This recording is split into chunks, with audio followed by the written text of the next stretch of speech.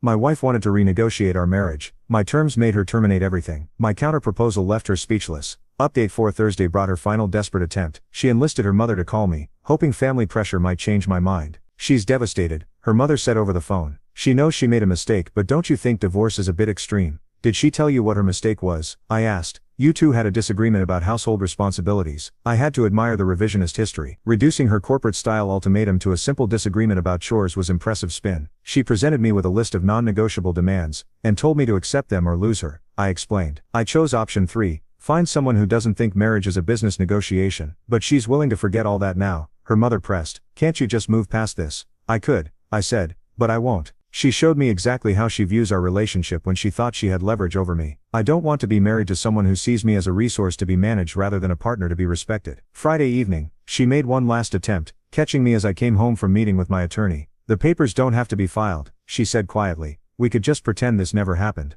But it did happen, I replied. You spent weeks planning how to extract more value from our marriage. You researched negotiation tactics, you prepared presentations. This wasn't a momentary lapse in judgment.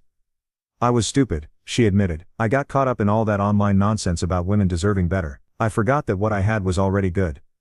No, I said firmly. What we had was good. What you wanted was me accepting a worse deal while convincing myself I should be grateful for the privilege. So that's it? She asked, tears streaming down her face. 8 years of marriage over because I asked for too much. 8 years of marriage over because you tried to bully me into accepting demands instead of talking to me like your husband. I corrected. The irony wasn't lost on either of us. She'd gambled our entire relationship on the assumption that I needed her more than she needed me. She'd bet wrong. 6 months later, I ran into her at the grocery store. She looked tired, older somehow, like someone who'd learned an expensive lesson the hard way. How are you doing? She asked awkwardly, clearly hoping for some sign that I regretted my decision. Better than expected, I said honestly. You? She forced a smile that didn't reach her eyes. Good, really good. I'm focusing on myself, personal growth. The same buzzwords that had started this whole mess. Some people never learn. I'm glad, I said, meaning it. Everyone deserves to be happy. Have you been dating? She tried to sound casual but failed miserably.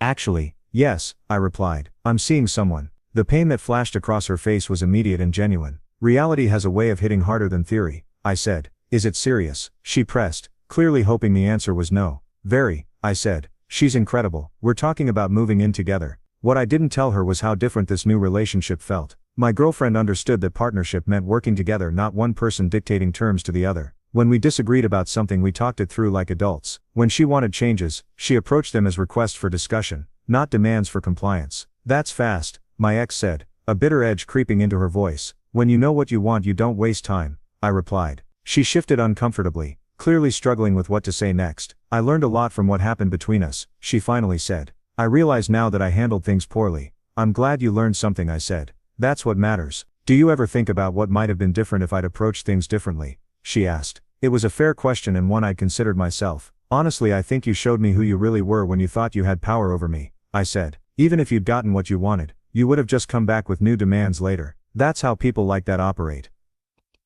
People like what? She asked defensively. People who see relationships as zero-sum games where someone has to win, and someone has to lose, I explained. You weren't interested in improving our marriage. You wanted to improve your position in our marriage at my expense. She stood there silently, probably realizing that I was right. I hope you find what you're looking for, I said, genuinely meaning it. But I hope you also figure out that you can't negotiate your way into genuine love and respect. As I walked away, I heard her call after me. I really did love you, I turned back one last time.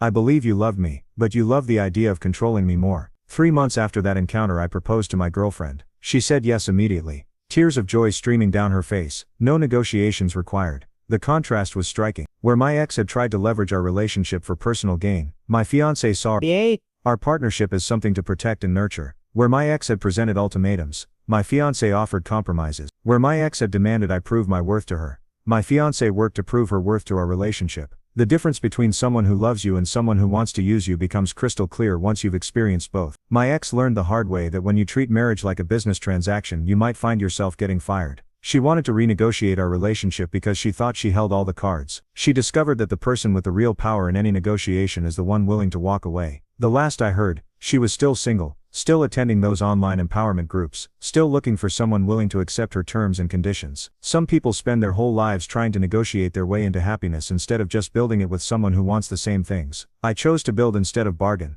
Best decision I ever made. You can't renegotiate respect. You either give it and receive it or you find someone who will. Our story has come to an end. If you've made it this far, how about subscribing to our channel? It helps us immensely.